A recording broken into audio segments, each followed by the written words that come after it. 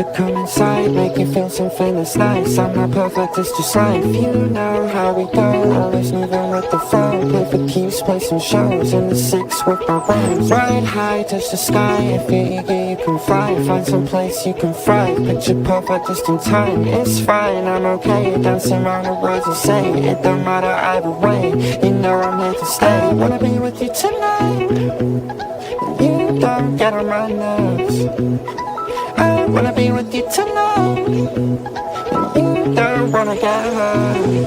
Swear,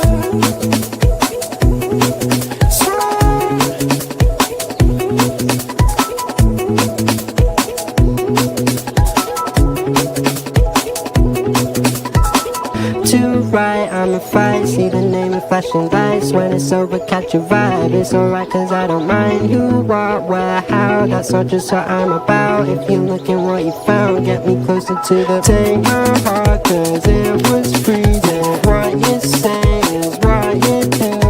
Look outside and catch the feeling. Let me know because I'm gonna be with you.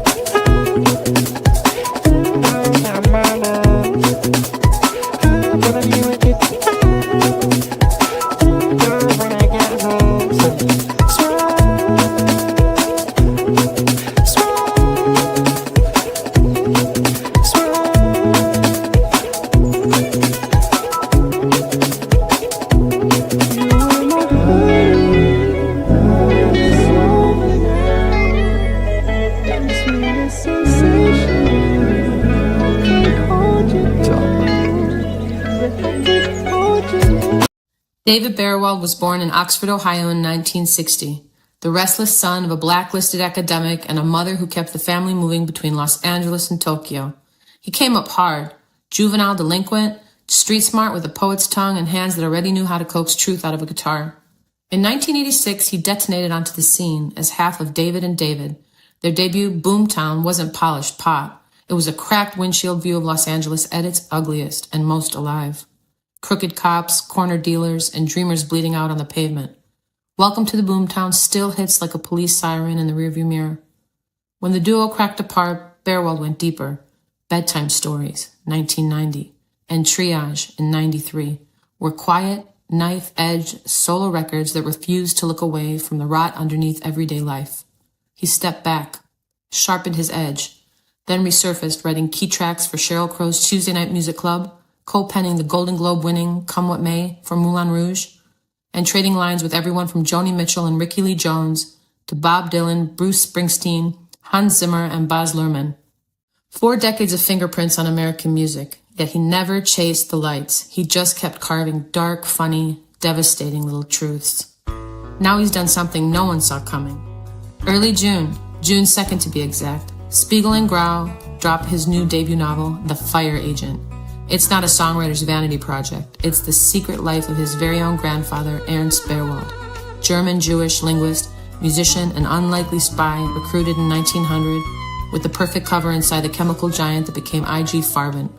The book hurdles across 2 world wars, Tokyo Yakuza alleys, European royal gigs, double love affairs, and the Nanking Massacre, FDR's underground networks, chemical weapons programs, fascism blooming on every continent, with one impossible choice that could have ended it all. David grew up partly in Tokyo, so the Japan passages carry the weight of lived memory no outsider could fake. The Fire Agent reads like espionage on fire, a spy thriller, a war epic, a love story, and a family ghost tale braided into one fevered, morally gray roar. Early readers are calling it the real thing, page-turning, epic, and dangerously alive. David Baerwald has spent a lifetime turning the underbelly into song. Now he's handed us the fire itself, straight from the family vault. Welcome to the music train, David Baerwald. You're here. Hi, What's Bessie. up, David? Good to see you. Long time. I can't believe that we met in Venice so long ago and that you're back and everything's different. It's a whole new world. You're a novelist now. That is and correct. This is something that's been in the works for your entire life. I think we spoke about how you had begun writing songs so that you'd be able to better write a novel. That's correct. Yes, that was one of my secret agendas was songwriting, was learning how to write other things as well. Well, thank you for being here. Thank you to everybody tuned in. Mr. Buchanan is in the house from Singapore. Welcome, everybody. Shout out to our sponsors. Let us know where you're tuned in. Shout out to X, Facebook, LinkedIn, YouTube, wherever you're tuned in from. Thank you so much for supporting the show with your viewership. You showing up to watch the show is why we do the show and the only reason that we do the show. Shout out to Hardistry for the opening track, and another shout out to our sponsors here. We're going to get into it. Fire Agent is dropping June 2nd on all bookstores. So you guys have to go get it. You have to find out. This is a historical fiction novel that David spent, I believe, the past 7 years writing. And it's based largely on his grandfather, Aaron Baerwald, who he's going to tell you more. I'll be right back.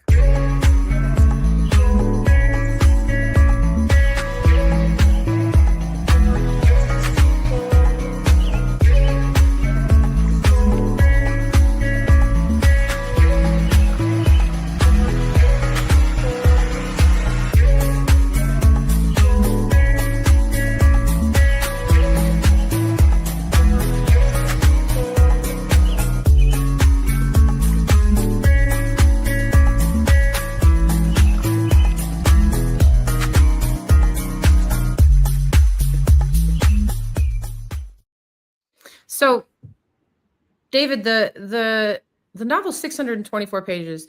Did you know what exactly you were going to get into when you began this? And have you ever tried to write a novel before? I'm just wondering how, you and I met in Venice, just to give everybody a little bit of a quick backstory. Back in the early 2000s, I had ventured off to Los Angeles to become a star. And David was like, you don't want to learn how to work the Neve board and be an engineer. You want to be out playing music for people, like on the stage. And at that time, I was such a little young buck. I was like, yeah, that's what I want to do. I want to do that. I want to play music. I want to play the songs I wrote. And it's very important to me. And David, I just remember always kind of mentoring me, kind of like a father, and bringing in, session players for amazing sessions with like, Fishbone, Norwood Fisher, Angelo Buckethead, Jim Keltner, Waddy Wattel, all these big players. I didn't really know who they were before they came to Palindrome Studios in Venice. And shout out to the person that introduced us. You know who you are if you're watching. And David, how did it happen that you moved from, you've done some really huge things in music. How did it happen that you moved to writing novels? I had a book to write. There were the fires. There were the LA fires. Yeah, it was during. Yeah, it was. Well, I mean, listen, this is stuff that I've been looking for my whole life. Yes. I've been adding things up, but the thing that triggered it was, yes, it was during the Skirball fires. My house was surrounded on 3 sides at one point with flames, and I was trying to clear this house out, and in the in one of the storage cabinets there were these boxes, and in these boxes there was this score of documents and photographs and letters and artifacts, which just completely changed my life. I was like, okay, well, that's it. You knew right away. I mean, yeah. It's your grandfather. So were you born in the U.S.? I was born in Ohio, yeah. Okay, you're born in Ohio. That's right. That's what it said in the beginning. The only reason is because I'm confused. I'm reading the book that you sent me right now. You guys, it's not available yet, but I do have a copy and I'm reading it. I'm very excited. So your father was born in Tokyo? Yeah, my father was born in Tokyo. Your father was born in Tokyo. And okay, so you found these pictures, you found these journals.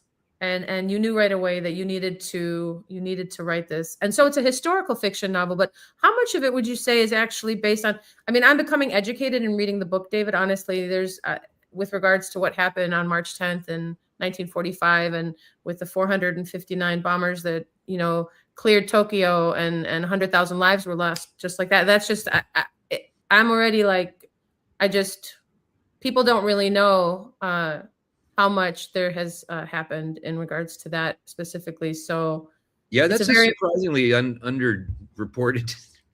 It was a savage bombing. It was a fire bombing. It was it was designed to kill civilians, on a mass scale. So, yeah, because they were building the not that there's a reason to ever do that. I'm totally against all of that. Well, I mean, you're getting a little into the weeds there. Yeah, they were, the Japanese people were, there was a lot of home industry in Japan, but it was home industry like belt buckles or uniforms or, they weren't making bomb triggers or bullets or anything in their houses. But that was really primarily an excuse. And I found a speech my grandfather gave at the spy school in San Francisco, where he was an instructor during the war there, for the Americans. And he gave a speech in which I learned about his involvement in the firebombing, which I did not know about prior to this.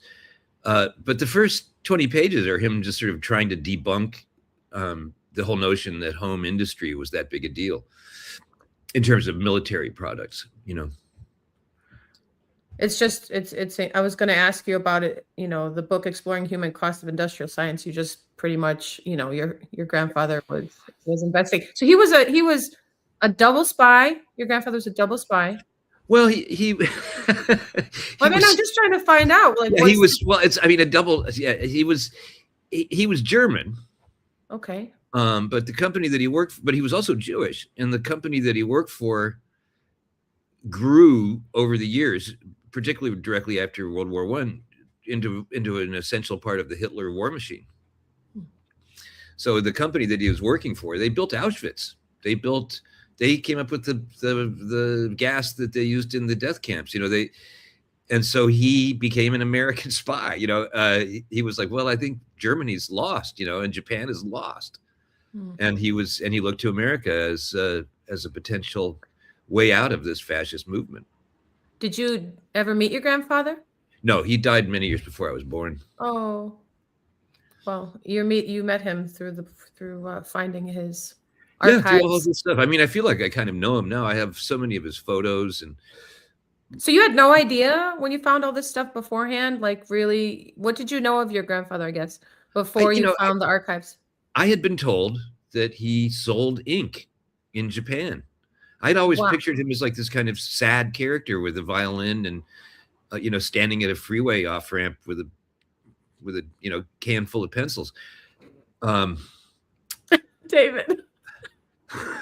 Shout out to all the viewers. You guys, let us know where you're tuned in from. I see a few people here right now. Thank you again for tuning in. We're here with David Baerwald, novelist of The Fire Agent, dropping in stores, in all bookstores, come June 2nd, 2026, released by Spiegel and Grau. I hope I said that correctly. Yeah, and Penguin Random House in I almost said Spiegel. I was like, I wonder if they say Spiegel is the correct. They might, yeah. So everybody just check it out. You can find David Baerwald on Instagram, but you can also go and pre-order the book right now. You should do it. It's an amazing thing that this amazing human being is here with us today. Thank you again for your time. BK Han, are you here with us or are you traveling? This ominous PFP here. This is BK Han. David, just to share a little bit about how this show started. About almost 5 years ago, BK and I met through Clubhouse, and he became like my NFT mentor, making digital artifacts on the blockchain, making art, creating receipts for the creation of, so as to show proof of work and such. Anyway, that's the beginning. And there was this app called Connect Club where we hosted a show, and BK, I would here have my Pro Tools digital audio workstation, and one of my things is writing a song on the spot with a few words from our guests, which is how we built this show. So season 1 exists purely as NFTs written on the spot from a few words from our guests on an app called Connect Club. And season 2 started to be a visual podcast like it is now. So we're in season 9. This is episode 3, and we're here with David Baerwald. We're going to talk about more interesting things with The Fire Agent. That name is a good name for it, with regards to how you describe the toll of death and what, the rivers filled with bodies, and just how you write. Like you're so descriptive. So please tell me more about how difficult it's been to write this book. And did you ever want to quit? quit writing this book? Yeah, did you ever feel like it was just too much and you didn't know if you were going to be able to finish it? And did you ever have any Well, regrets about, like, I mean, I believe can you tell us about the transition from your musical life to becoming the author that you are? you mean, how did I learn how to write books, or how did I tell all the people in the music business to leave me alone for That one. I mean, you went on strike. I mean, I'm quoting you. I think I did go on quoting strike. you. I went on strike quite a long time ago. I mean, I've been a reluctant musician for quite some time. I just, it's really hard to to do an art form that people just have such contempt for. It's Well, hold on a minute. Hold on. Who has contempt for I'm a huge fan. You have so many fans around the world. well, You're it's not so talking much that. I about, mean, it's not me personally. It's I mean, the art form is supervised and taken care of by people who have absolute contempt for it. I see. Okay. Engineered to fit a program to make money from, therefore losing people like Spotify, Daniel Ek, who's just these are monstrous people. And I heard something about actually that gentleman with regards to the building with the money made from he's taking money that he's stolen from musicians, and he's investing it in weapon systems. That's just insane. So there's an amazing singer-songwriter on the blockchain. Her name is Violetta Zeroni. I know that we want to focus really on the book right now, but just a quick touch on Violetta. She hates Spotify. Well, she talks about it, and she took all her music down. She won Italian, or she was on Italy's Got Talent. Anyway, she created an amazing collection on OpenSea. And a couple years ago, she sold one of her artworks as a digital collectible, a one of one, for $67,000 for 1 Bitcoin. No rights reserved for anybody except to say, I own this piece of digital artwork, which is a very cool dovetail off the industry. And those people are called Web3 artists. They're not playing by the rules of Spotify or all of the streaming networks out there. So shout out to you guys. This is what we're talking about today. BK, are you, am I audible? Do you have audio? Check. There he is. Hi. I would love to introduce you to my dear friend, David Baerwald, to my dear friend, Hi, BK David. Han. hello, how do you do? I don't see you, but hello. Yeah. I'm on the move. Apologies. Yeah, my camera will be on soon. Yeah. Okay. Thank you for coming to the show. Hi, Bessie. Hi, how are you? Thank you for being here. I know you're very Yeah. busy. Kind of busy morning. You're going to have to get David's book. I'm going to buy a couple of them for us. Let's talk about, where is this? My notes here. What's the impossible choice that could have ended it all? Can you give that spoiler, or is that too much? That's pretty much the spoiler. Yeah. Okay. So that's, is there a movie being made about this book? I mean, is there some talk about screenwriting and? Yeah. Yeah. I'd rather not talk too much about that, but yeah, that's got happening. it. Okay. Well, that's exciting. And do you feel like, so when was the last time you were in Tokyo? Oh God. I was in my 30s. So it was, 25 years ago.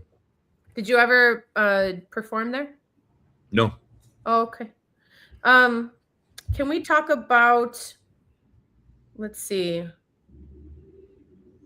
about the historical and thematic depth. So it spans from the 1900s to the early Cold War, touching on chemical warfare. You pretty much summed up the book here for people to kind of get an idea about it. But what surprised you most during your research about how these elements interconnected with Farben, Bosch, the rise of fascism in Germany and Japan, and FDR spy networks? So how did you?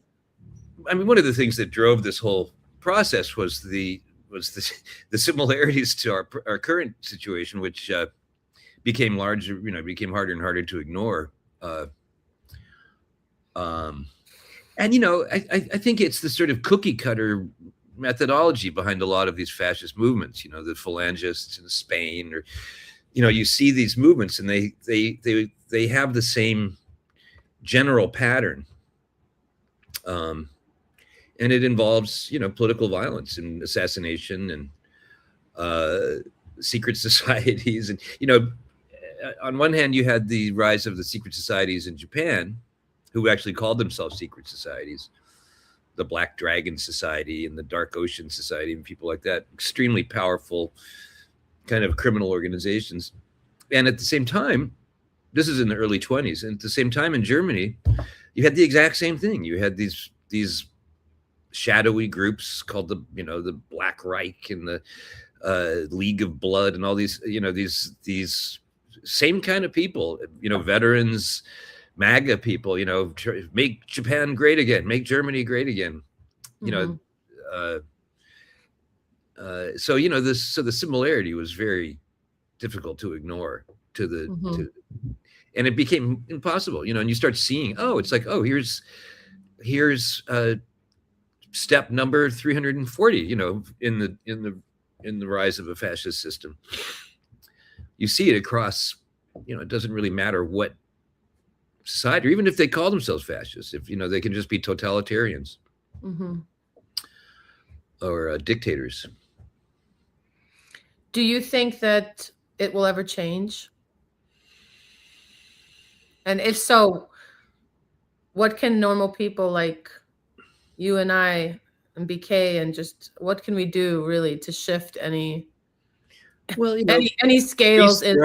Be strong, educate yourself, really.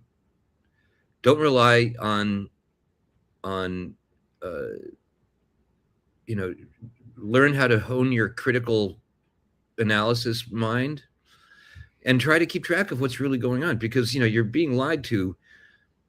We are in not just one but half a dozen psychological warfare targeting programs. It feels that way. It feels that way.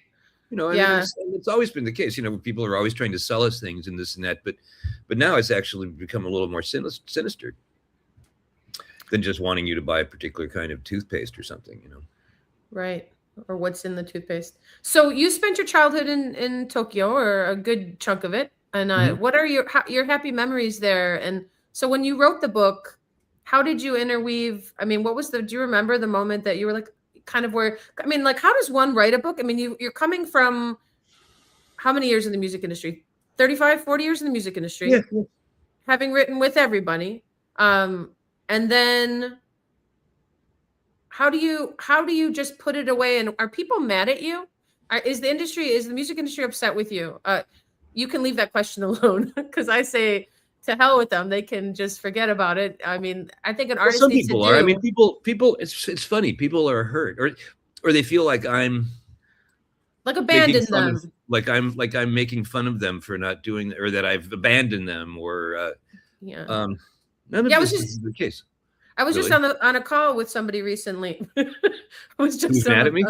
Well, that was like pissed off when I said he's on strike from the music industry, because I think that's very poignant. You're being honest. You're being true. You're on strike from the you're like, and they were upset about that because they couldn't quantify how you could be. I don't know how anybody could actually judge anybody else really upon such a thing to say, even that. But listen, I mean,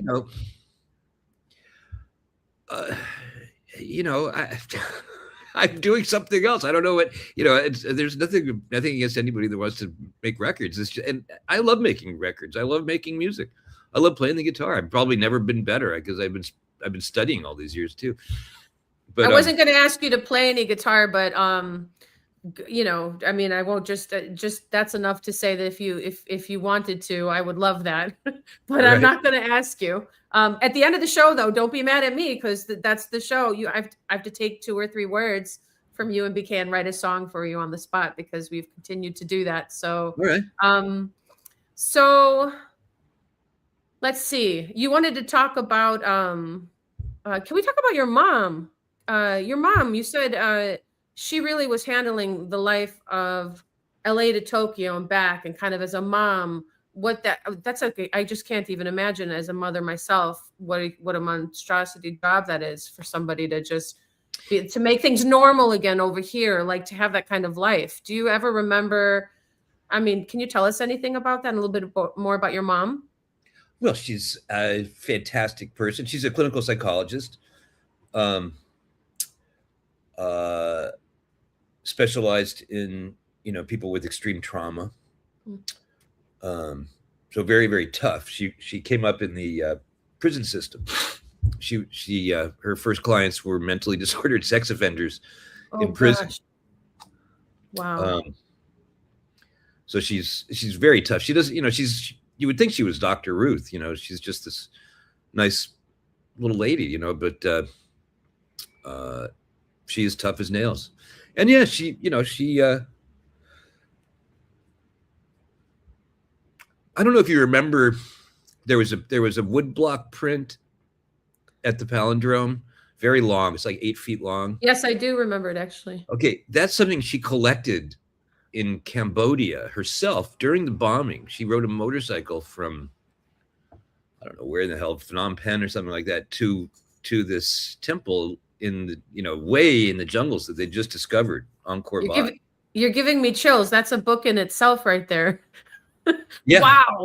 Wow. Yeah, she's go mom. Yeah, she's not your basic Girl Scout cookie person, No. Not that we don't love them too. No, gosh, all the moms and all the things they love. Yeah. I would like some Girl Scout cookies. Yeah, we'll send some over to you. Music Train should have our own brand of Music Train Girl Scout cookies. That would be pretty cool. If there are any sponsors out there that would like to make that happen, definitely get in touch with us. Well, why don't we take a moment for a little bit of a shout out for last week's guest. We had the amazing David Duran and Artistry here. We're going to be doing a new show once a month called Rocket to the Moon. We're going to be doing a live concert series. So from now on, there's only going to be 3 music trains a month and 1 live concert series. You guys keep your eyes peeled for that. In the meantime, I just would like to do a little music interlude with Susie Williams. This is an amazing song, and shout out to Susie and Michael Yost. Here we go. David will be right back. Thank you.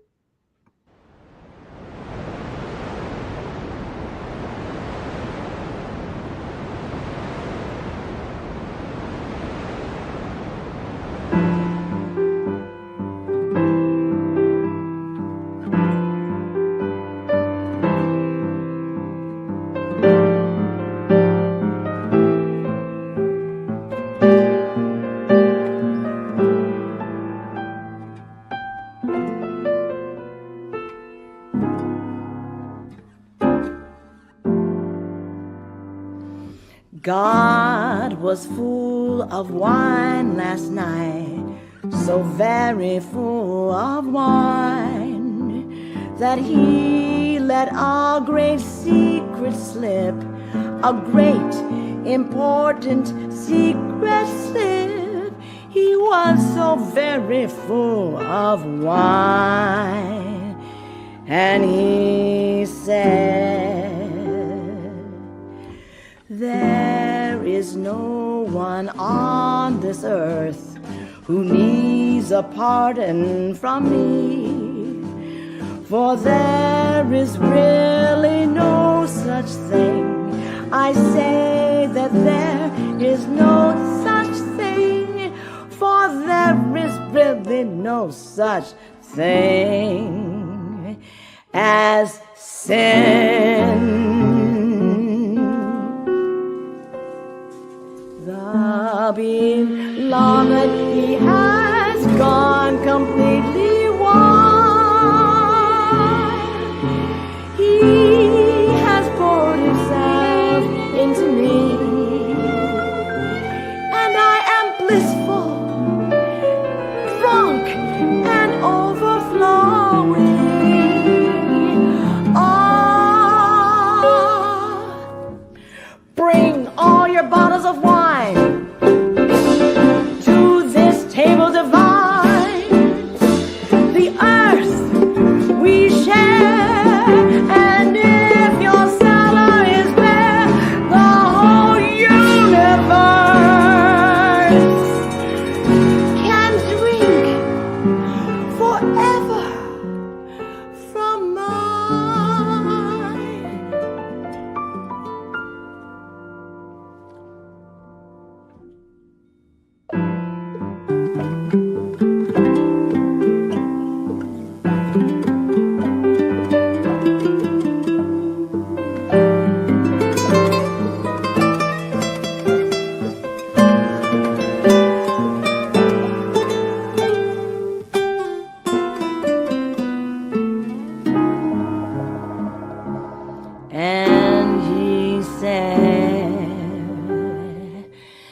There is no one on this earth who needs a pardon from me,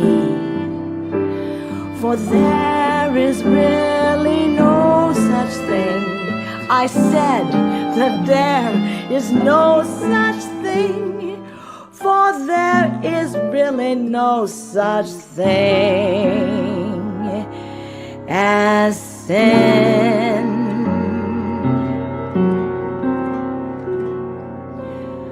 For there is no such thing as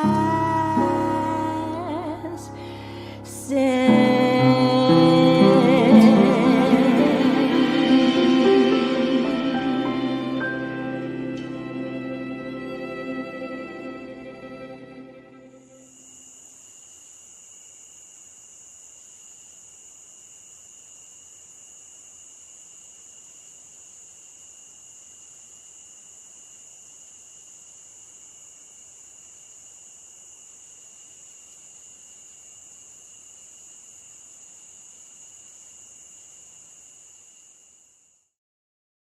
I love that music video. Shout out to Brad K. Susie Williams, Michael Yost, and the video team on The Great Secret. We're back here today with David Baerwald, author of The Fire Agent, dropping on all bookstores, Amazon, everywhere you want to go to get one, June 2nd. Definitely go ahead and pre-order that. Follow David on Instagram.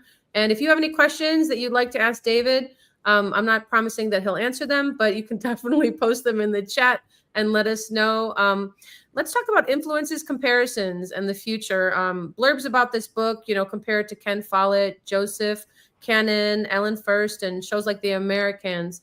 Were any specific books or films, or series influencing your tone, or do you feel more so that just organically happened? And who are some of your favorite authors? Oh, some of my favorite authors. Well, it kind of goes by era, I just actually found my favorite book. My first favorite book, which was it's about this thick. It's called The Brave Detective, or no, The Brave Cowboy. Sorry. The Brave. Who is that by? I don't know. It's a little children's book. Oh. And I love that, David. This is great. That was. Sorry about this screen thing. I don't know where this came from. What's going on? What's going on with the screen? No, it's fine. Anyway, and then I discovered Hermann Hesse, as a young boy, and then I discovered hard-boiled detective writers like Raymond Chandler and the like. So you've always been into thrillers and detective stories and the like, and right from early age. Yeah. If you could go back to, forget about TV and visuals, would you prefer to hear things on the radio instead? Audio only? Audio only. Like audio theater?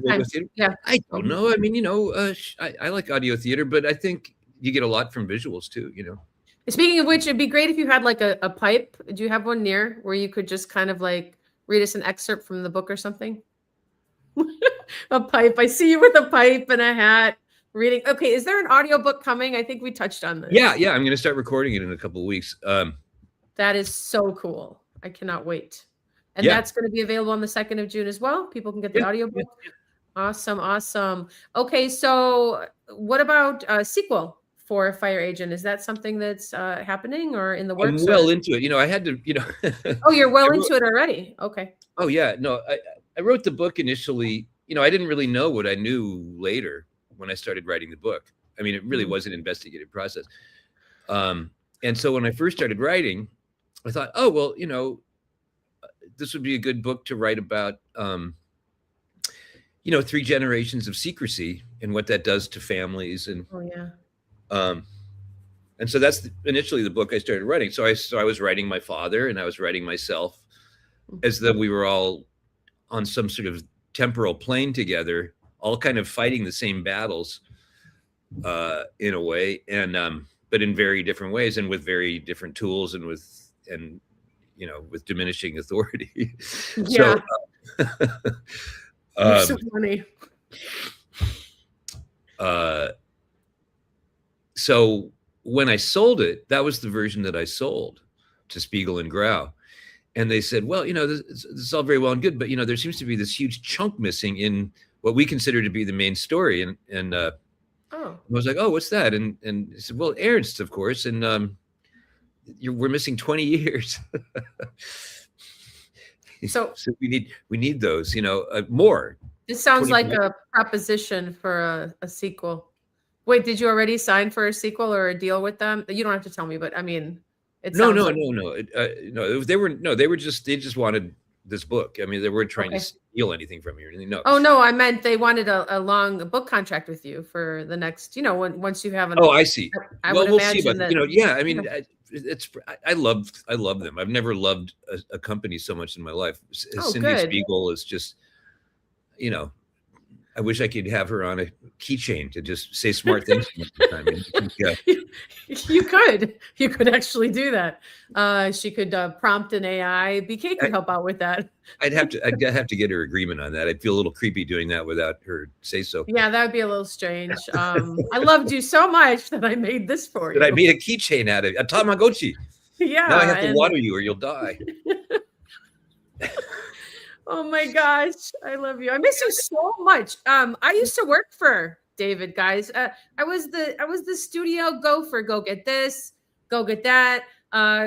Don't play your songs for the musicians who are session players. I was so mad. I was like, Vessi, for God's sake, don't tell the Chili Peppers that you're don't make them sing you a song. And wait, what?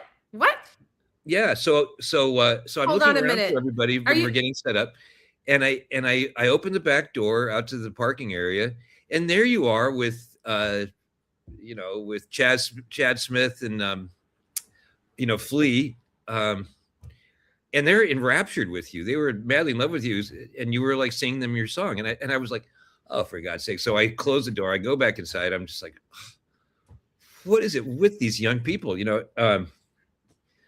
it was fun. I should have listened to you because I could have learned how to be I'm an engineer now. I am an engineer, but I would have liked to have learned how to work the board that appears to be behind you.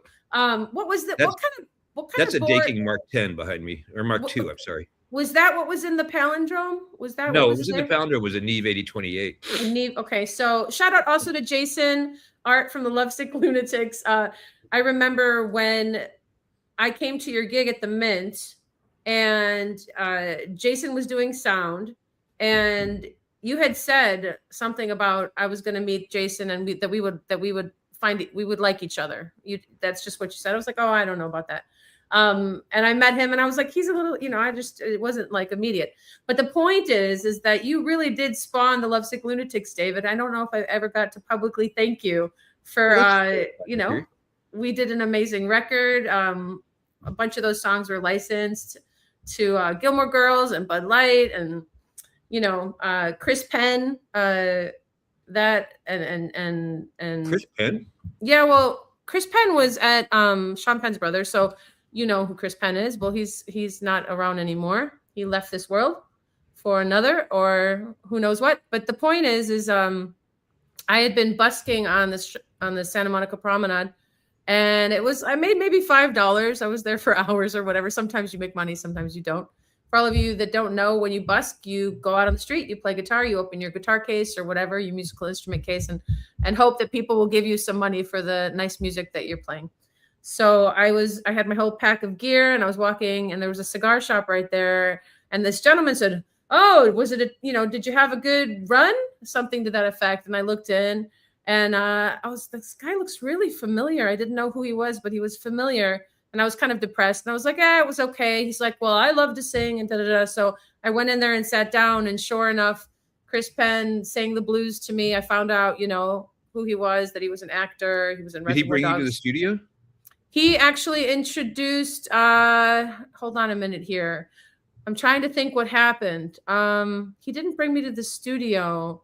I know that you have a lot of contacts in the music industry. I believe you or Chris Penn introduced me to Tony Berg, who at the time was with Virgin Records before it closed down and turned into Artist Direct. But I don't remember how it all went down. I think he called that meeting to make that I could bring the Black Car record in and play it for Tony. And then he gave me a demo deal, which was great. I wrote 5 songs. Tony was my guitar teacher when I was a child. Oh, really? Yeah. Tony Berg was your guitar teacher? Yeah, it was terrible guitar teacher. Great guitarist, but impatient Why? with the other people. Well, how old is Tony Berg? He's about 7 or 8 years older than I am. Okay. I find that I know it's hard to believe. No, I know. Anybody could possibly be that old. It's shocking. No, David, that's not what I was alluding to. Tony, if you're listening, just, David can always get me to say what I don't mean. He's very good at that. All right. Let's see. BK, you are back, and I don't know what you've brought up here onto stage, but whenever you're ready, if you would like to jump in, definitely go for it. In the meantime, yeah, I'm ready. Here you are. Okay. The stage is yours, BK, to take over. Hi, David. Hi. Hello. Thank you for coming to the show. Yeah, I was hearing it all the while, all the time, but just on the move, couldn't turn on the camera. Okay. It was really amazing stories, and I think it's really a lot of untold stories. So those are real. Every detail are real. Or did you add a little bit of pepper and salt to make it more juicy? Yes. Oh, you did that. Wait, I'm sorry. Things were sort of zipping around here. I'm sorry. Say again. No, I mean, did you add a little bit more juicy stories to your novel? Oh, well, I had to make up all of the interpersonal relations, the conversations people had. So yeah, I took great liberties with that. But my dad was a historian and a political scientist, and he was the co-founder of the Japan Studies Center at UCLA, and he would, I'm enough of his son to get my facts right. So the audience that you're targeting your book for is worldwide, everyone. American. So would there be like a Japanese version? Oh, you betcha. Yeah, we just actually sold. We're selling the licenses now. We just actually sold our first Asian license, which is Korea. Okay. So we're waiting on Japan. I'm sure that somebody will pick it up there. We're just now selling the foreign rights now. So it's coming out in French, Spanish, Hebrew, Italian, Korean, and I'm very anxious for Germany, Japan, and China to. Wow, China will be a big market. Yeah. So is that your first book? Yes. But a lot of it takes place in China. Oh, wow. Okay. So Vessi probably didn't tell you that I was based in China for quite many years, about 12 years. No, she did not tell me that. Yeah. So, China will be amazing, huge market. And if you have the Chinese translated copy, it will be really huge market there. Yeah, so I have my confidence is high. I actually think it's a story that the powers that be in China now would probably like to see told. It touches on the Japanese looting of China after the invasion of Manchuria. Yeah, all through the end of World War II. Something that's never been entirely addressed for China. I'm sure that would be nice. So yeah, it's very much, there's a lot of China in this story. Wow. So this is your first book and you really make it so big and it's global, really amazing. And I mean, how did you get there, How long from the day you started? It took me 8 years. It took me 8 years of research and writing. 8 years, wow. Yeah, I had to, and I quit everything else. I moved across the country. I moved from Los Angeles to the New York area. And just stopped talking to anybody, just locked myself up. Lived like I called myself the man in the iron mask. I said, sorry, I'm not here. I'm dead. Until I finished this. That was kind of the way I finished it, was deciding that I was not alive until I was done. Wow, that's amazing. Wesley, I think we should do that. We should lock ourselves up for 8 years and do nothing except writing. That would I be think amazing. so. If nothing else, one finds out an awful lot about oneself. So much of our time is spent performing for people. And if you're performing for someone, you're not performing for yourself. And if you're not performing for yourself, then who are you really? Yeah, correct. I think this is a legacy. You are sort of from the grandparents, right, down to your father, and this is amazing. Yeah, great grandparents too. No, I actually traced this whole story. I mean, I didn't write this, but I traced the story back to the end of the 13th century. Wow. That's how far some of this stuff goes. Wow. Okay. Sounds good. Congratulations. I hope. Yeah, I mean that stuff. I didn't inflict that upon the reader. I don't. Yeah. Here you go. If my grandfather is around, he'd probably get a copy of this. Yeah. I think the historian Heather Cox Richardson. I don't know if you guys know who she is. She's a very well-known historian. She's the co-chair of the American History Department at Boston College, and she said on reading this book. And this is her. She said it changed her understanding. She said she'll never look at the 20th century the same way again. That it changed her understanding of the 20th century. Which that's a profound impact. Yeah. Yeah. Particularly with somebody like her. I mean, I would say so. Yeah, she's a very, very knowledgeable person. Well, that's it, guys. Our show's over. You heard it here. I mean, what else is there to say? Go out and get the book. Pre-order the book, you guys. Thank you to all the listeners. Thank you for tuning in to Music Train. BK, I can't believe that we're in season 9. We have this amazing Mr. Baerwald is here with us, one of my favorite people in the whole wide world. Thank you for taking the time, David, to be here today. I feel pretty special, especially since you were dead and now you're not dead anymore. Yeah, you're on our show. Resurrected. Yes. And if there's anything that we can do to further, just get the word out, I'm already going to be doing it. I might just take a bunch of little AI clips from this and just pop them all over social media so that people know what's going on. China needs to get this book like yesterday. So, I mean, that needs to happen. Too. And Germany. It'd be amazing if Singapore, BK, Singapore, yes. If it could be in Singapore, that'd be pretty cool.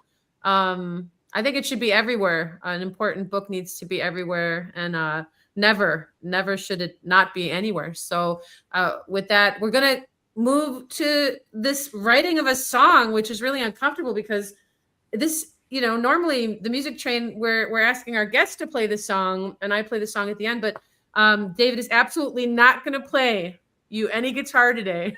I'm going to play you the guitar. David, am I making you uncomfortable? Well, I it's not like this is the first I've heard of this whole guitar playing thing. It's not like you're making it sound like Do you have it? Is it near? Could you give us just a little bit of it? Oh, yes. No, well. Just a little, just a petit peu? Just a little of what? Just a little bit F minor. He's so good. He's just one of the best guitar players in the whole A minor. In the whole dang world. The guy's literally okay, so he wrote this song back in the day that I ended up covering, and it actually has a lot to do with this book because David, Silver and Gold. What's that? Your song, Silver and Gold. Kirk had a moment. Silver and Lead? No, Silver and Lead, that's right.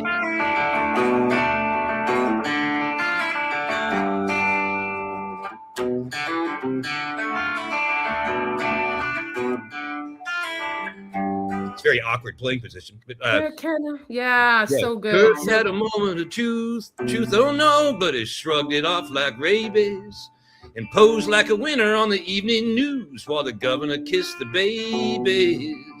It's the only game in town where the handcuffs make that particular sound. The money comes straight from the highest ground, hell yeah. Silver or lead, take the money or you're dead. Kinky pictures in your bed. She was young and she was underfed. No. Anyway, I can't remember that, but here we are. So good. Thank you. That's a serious song. Thank you so much, David. I love that song. I mean, BK, you don't know, but I mean, you'll find out. You know who? Well, I won't just go into all of it. We'll talk about it later. I want to make it. I want to promise. I want to keep my promise. All right. Here we go. Okay, I think you should play. I wonder if it's going to cancel out my vocal if you play the guitar. No, I'll do. I think there's latency on these systems. Yeah, I was going to say. All right, so I need one word or two or three or a thought or anything. I'm going to give 3 words. Buy the book. Buy the book. Okay. Buy the book. Buy the fire agent.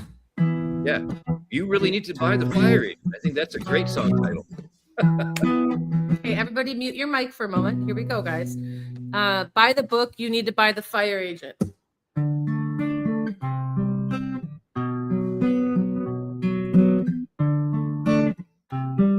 Thank you, everybody, for tuning into the music chain. Thank you so much.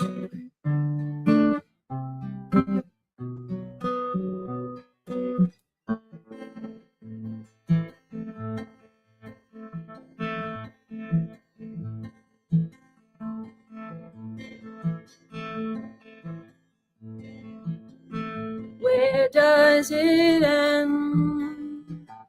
Could you tell me where does it end? It ends with you buying the book, yeah. Buying the book, yeah. Buying the fire agent book. Educating yourself, that's where it starts. That's where it is. It is your duty to know the truth and what to do with it. Buy the book, live your life, not somebody else's. And when you're standing there thinking that you have it, all you can buy time, buy the mountains that you climb, buy the treasures that you find, buy the fire agent. You are a piece of history in the halls of memory, in the walls of anarchy. Yeah.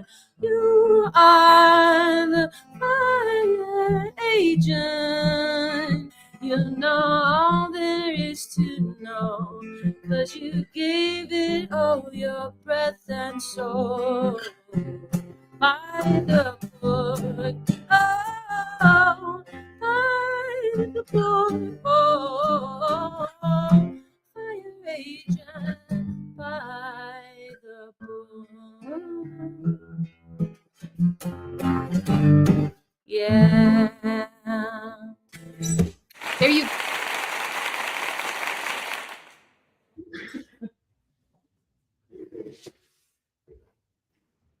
So you're probably sold out of the book now. Everybody heard the song. They went and got the book. They can't even pre-order it anymore because it would take like 10 years to receive it.